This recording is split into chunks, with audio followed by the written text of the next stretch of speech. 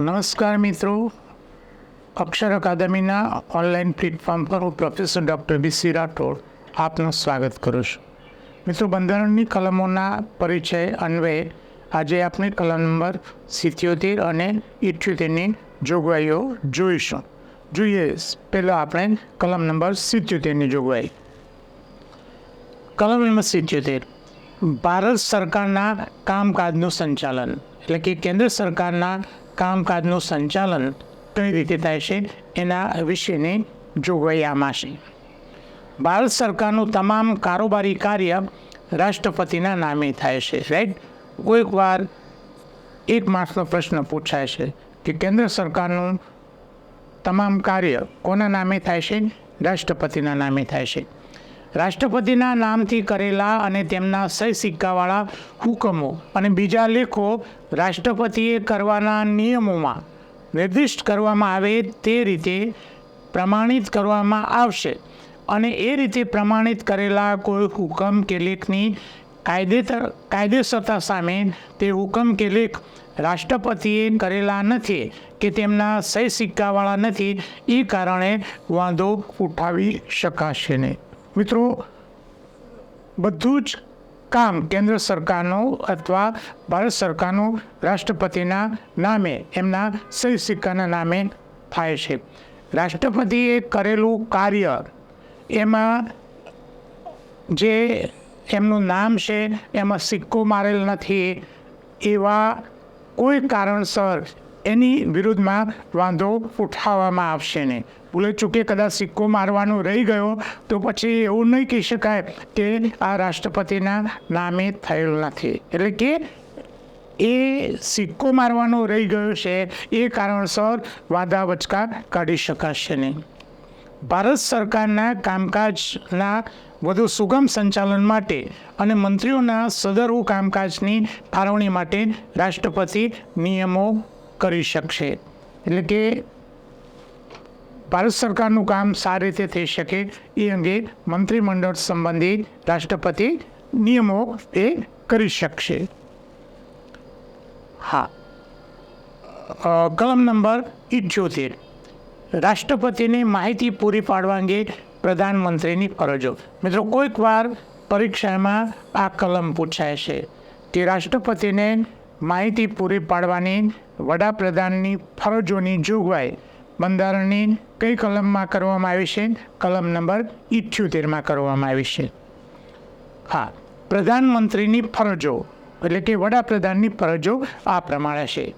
એ સંઘના કામકાજના વહીવટ અને કાયદા ઘડવા માટેની દરખાસ્તો સંબંધી મંત્રીમંડળના તમામ નિર્ણયોની રાષ્ટ્રપતિને જાણ કરશે. નંબર 1 કે મંત્રીમંડળ દ્વારા જે નિયમો અથવા વિધેયક લાવવામાં આવ્યું હોય, કાયદા ઘડવાના કે એના કામકાજ અંગેની જાણકારી એ રાષ્ટ્રપતિને આપશે.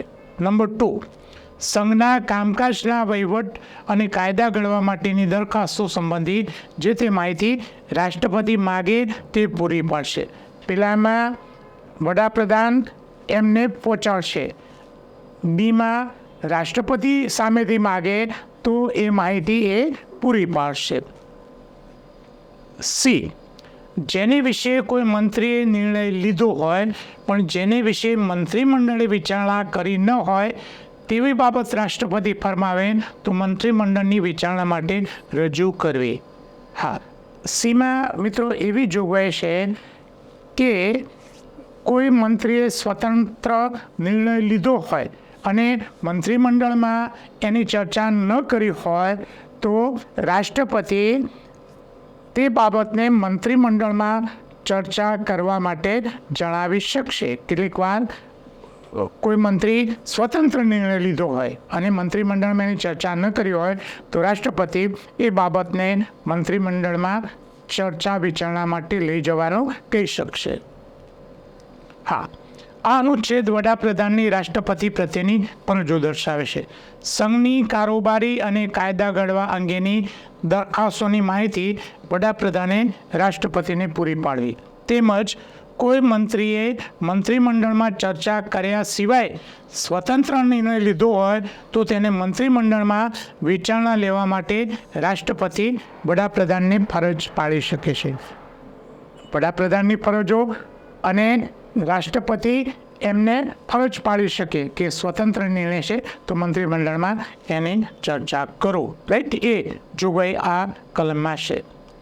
મિત્રો, બંધારણ અંગેના અમારા 2 પુસ્તકો છે, ભારતનું બંધારણ અને રાજ્ય વ્યવસ્થા, જે વનલાઇનર અને MCQ સ્વરૂપે છે. ડિટેલમાં અભ્યાસ માટે ભારતનું બંધારણ અને રાજ્ય વ્યવસ્થા નામનું પુસ્તક છે. આ ઉપરાંત અમારી 2 ટેલિગ્રામ ચેનલ છે, BC રાઠોડ કરંટ અફેર્સ, જેમાં રોજનું કરંટ અફેર્સ ઉપરાંત માસિક કરંટ અફેર્સ, દરરોજની 10 થી 15 જેટલી પોસ્ટ, 2-3 ફ્રી વિડીયો અને ક્વિઝ એમાં મૂકવામાં આવે છે. બીજી ટેલિગ્રામ ચેનલ છે ગૌરવંતી ગુજરાતી, જેમાં ગુજરાતી ભાષા, ગુજરાતી સાહિત્ય અને ગુજરાતી વ્યાકરણને લગતી પોસ્ટ મૂકવામાં આવે છે. હજુ સુધી જો તમે અમારી આ બંને ટેલિગ્રામ ચેનલમાં જોડાયા ન હોય તો તેમાં જોડાઈ જવા વિનંતી છે. વધુમાં આજનો આ વિડીયો આપને પસંદ આવ્યો હોય તો લાઈક કરીને શેર કરવાનું ભૂલતા નહીં.